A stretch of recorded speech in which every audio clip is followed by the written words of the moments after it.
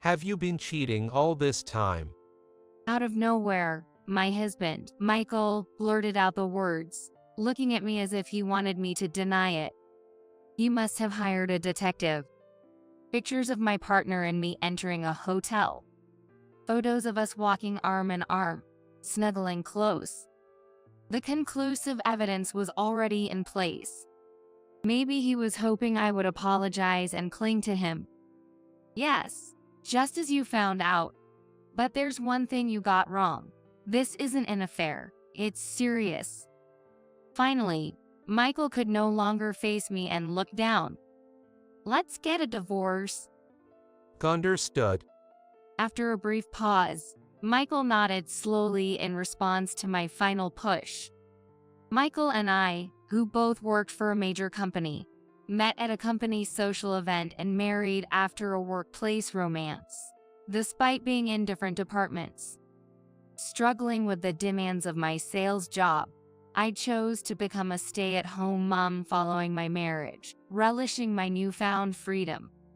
Perhaps it was this stress-free life that blessed me, as 2 years into our marriage I was pregnant, and soon after, I gave birth to our son, Kevin. A stable income from my husband and a darling son. It seemed like the perfect marriage everyone would envy. However, having a child completely transformed my carefree life as a housewife. Just feeding him every 3 hours was tough, not to mention his frequent fussiness and inability to nap. With severe nighttime crying, many nights were sleepless. Despite hearing that it gets easier after a few months, I was then faced with daily trips to the doctor for checkups and vaccinations. My life was wholly consumed by childcare with no time for myself. Michael tried to help when he was home, but he couldn't take time off work, which I understood, but it didn't feel very supportive at the time.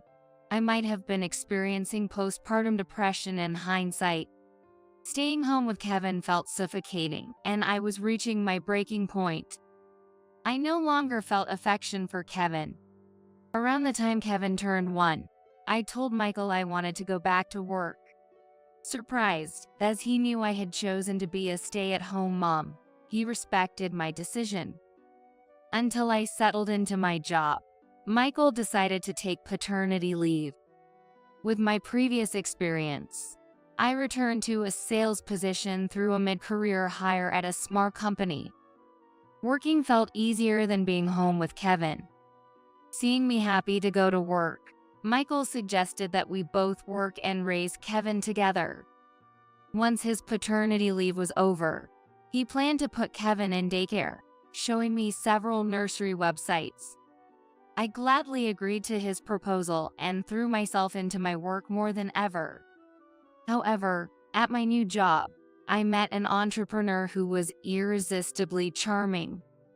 He was about the same age as Michael and had started his own business, which only added to his allure. Our conversations quickly shifted from business to personal, and I found myself agreeing without hesitation when he invited me to dinner. I justified it to myself as just work, and nodded without hesitation. The upscale restaurant was not a place for children, and that left me in a dreamy state. It didn't take long for me to remind myself that I'm not the type to just cater to Kevin. That evening, we checked into a luxurious hotel. By morning, Michael and Kevin had completely slipped my mind after a passionate night. Returning home the next morning, wondering how to explain my absence, Michael greeted me with a smile. Hard day, huh? I heard it was urgent client work from a colleague. The shower's ready. Are you going to hop in? Stunned by his response, I discreetly contacted the man. Apparently, his secretary had pretended to be a colleague and informed Michael. His thoughtfulness made me feel like a princess. And so, I fell deeper into the affair. He always seemed to care about my feelings and my family, making him indispensable to me. With him, my life could be happy, to the point where it's so believable. That's why I stopped caring about hiding the affair. Getting caught might even be better. I was ready for divorce if it came to that, because I felt so. Michael accusing me of infidelity came at a surprisingly welcome time. He said he wouldn't demand alimony even if we divorced. Just give me custody of Kevin and this condo. Filled with hellish memories with Kevin, I was more than happy to let Michael have this place. The divorce proceeded smoothly, and I quickly moved to my new partner's high-rise apartment. Living in his penthouse, he celebrated our divorce becoming final with champagne. Let's celebrate our own marriage in a year. He proposed, with the sparkling city lights as our backdrop. I felt like I had captured everything the world could offer. Having remarried to the entrepreneur, I returned to being a housewife and enjoyed my happiness. However, his wish for a child was a concern. More than 6 months after our remarriage, there was still no sign of pregnancy. With Michael, I had gotten pregnant naturally at just about the right time.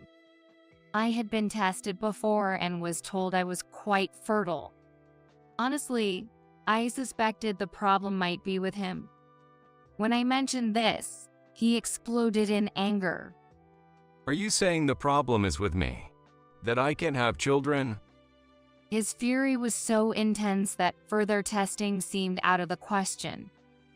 Seeing him lose his composure was shocking. I had never seen him unravel before, but any deviation from his plans seemed to make him unstable. Maybe I had made a mistake. This remarriage might have been a mistake. I didn't want to think so, but I was beginning to realize it somewhere deep inside. As the days without a child continued, his behavior worsened. Eventually, we slept in separate rooms, and there were days I wasn't even sure if Robert was home. One day, a single phone call rang. It turned everything upside down. Hello. Are you his wife? I'm not sure if I can still call you that. I'm pregnant with his child. He knows and has acknowledged it. It's a boy, due in a few months. I wanted to believe it was a lie, but the likelihood of his infidelity was high. His frequent absences had become the norm. Our relationship had grown so cold that he hardly looked at me anymore. But could the child really be his? No, that can't be. I muttered. Guess you'd know, being his wife and all. But honestly, it doesn't matter. He's acknowledged the child, she said before hanging up. As soon as he returned, I confronted him. The child's paternity is questionable. He wouldn't listen. There's a public image to maintain, so I won't divorce you. But the child that's coming will be my heir. It's because there's something wrong with you that this happened. I had no choice but to have a child with someone else. I was furious at him for justifying his affair, but I was too scared to let go of this lifestyle. Even knowing I wasn't loved, I couldn't resist the allure of living freely surrounded by luxury. But then he said, You'll take care of the upcoming child and his mother as a nanny. Despite being the legal wife, you can have children and just keep spending money. It's time you took some responsibility. What? Taking care of a child not related to me by blood? And the woman from the affair? Could there be anything more humiliating? It felt like I could hear a baby crying in the distance, and I was scratching at my throat. It's painful. I can't breathe. Overwhelmed, I left the house without caring about his shouting. Where did I go wrong? Before I knew it, I had reached the condo where I used to live with Michael. The scenery hadn't changed, and there was a strange comfort in it. I had hated that room so much, yet now I found myself missing it. Thinking back, Michael had always considered my feelings first, whether I chose to be a housewife or to work. Even when we were trying to have a child, He went for tests with me and said, "It's okay whether we have one or not." If I asked for help, wouldn't Michael help me? Suddenly, I felt a glimmer of hope. As I look at the unchanged apartment, it almost feels like if I rang the doorbell now, Michael and Kevin would welcome me. That's how I felt. I hadn't seen Kevin for about 2 years, but suddenly I missed him terribly.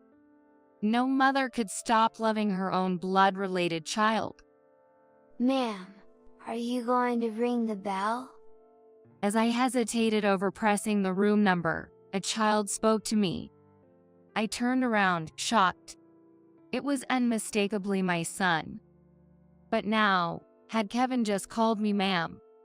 Kevin didn't recognize me as his mother, not even remembering my face. Despair struck me at Kevin's harsh words. Kevin is looking at me with a puzzled expression as I become speechless. Brenda. It's likely he followed Kevin. Out of breath, Michael stood before me. Michael? Michael lifted Kevin and gently scolded him. This isn't our home anymore. I was just looking. I like our new, much bigger house better. Mom's waiting for us, so let's hurry back. Yeah. And my little brother's waiting too. Hey, you're getting ahead of yourself. We don't even know if it's a brother or a sister yet. This heartwarming family conversation just passed through my ears. Michael and Kevin continued walking past me, ignoring me completely. I wanted a redo.